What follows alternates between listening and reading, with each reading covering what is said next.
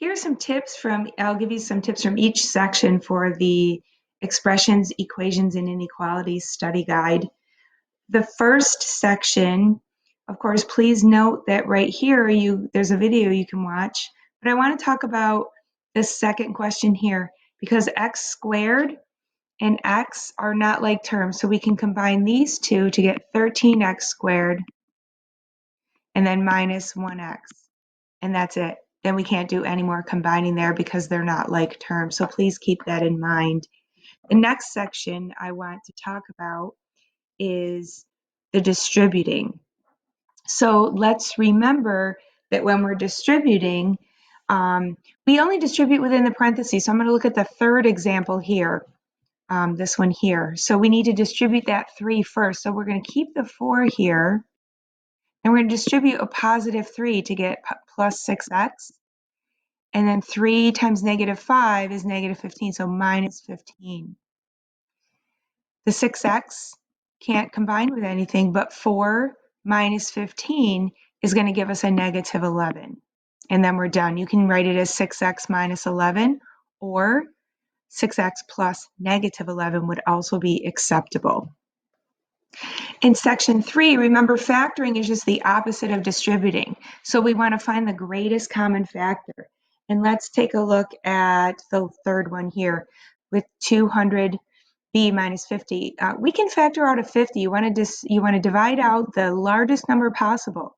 So I'm going to divide out a 50. Then I divide each term by 50. So 200b divided by 50 is going to give us 4b minus, and then 50 divided by 50 is 1. Remember, you can always check it by distributing. So you can redistribute here just to make sure that you get the original expression that you had. In our next section, this is probably the most challenging, is where we where we subtract.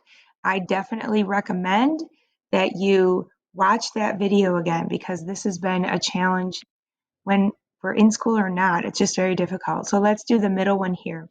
We want to make sure we subtract our like terms. So we have 3f minus negative 5f. And then the other part is going to be 7 minus 4. And remember, we have to add together. We're combining those results together. 3f minus negative 5f gives us an 8f, because remember, that's the same as adding.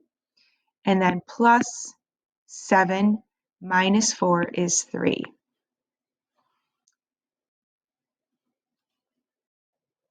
The equation I'm going to show is going to be the one with 2/3 x minus 5 equals negative 1. Remember, we're trying to isolate that x, so we're going to add 5 to both sides.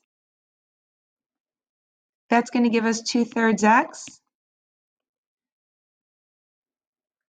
equals 4. Let me scroll up a little bit here.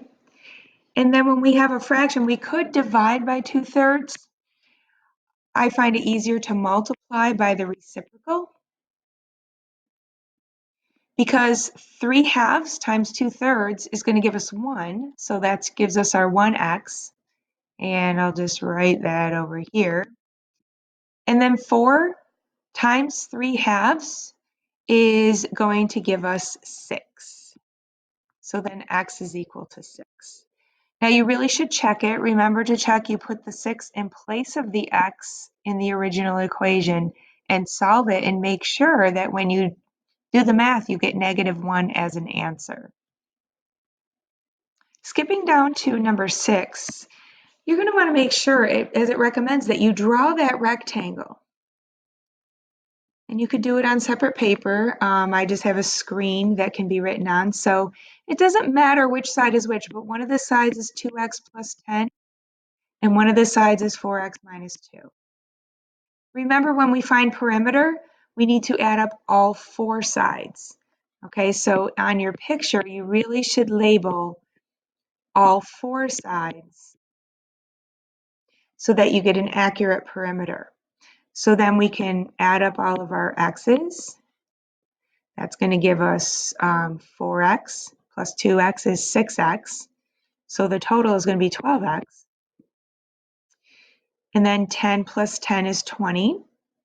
Minus 2 is a positive 16. So there is our perimeter. A common error is to get 6x plus 8. That just means that you only added 2 of the sides instead of all 4. So that's a quick overview of one from each section. If you would like me to make a video of any others, please just send me an email and I'm happy to help.